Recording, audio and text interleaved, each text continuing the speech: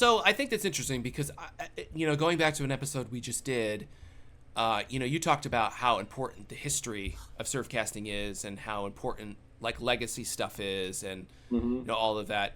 It feels a little bit like there's a flavor of that in here. The old timers told you sort of, and that's what you picked up, and this is the way we pencil popper, and that you kind of go with it, right? Is there a little bit of that in there? Oh yeah, it's certainly. I mean, that weighs in perhaps more so than it really needs to in a lot of my fishing. But like, I've fished, let's just say times when I fished, not blowing up a spot babies, but the canal. All right, it's, there's mackerel in the canal. Like a lot of guys, all they need is, every plug in their surf bag is mackerel colored, and I would throw mackerel pencil poppers and then not catch anything and slap on a yellow white and bam, I'm hooking up. Like, that happens so many times. Again, a somewhat limited experience because it's not like I was ever a canal rat by any extent of imagination, but it happened enough again where I stopped bringing the mackerel stuff. It was yellow white pencils, and my plugs I would just go white.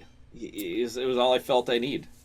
Listeners, lest you think or need any better example of how serious we are about spot burning and not giving spots, when Toby's worried about saying the Cape Cod Canal, that should give you some inclination of how serious we take spot burning. So that was great.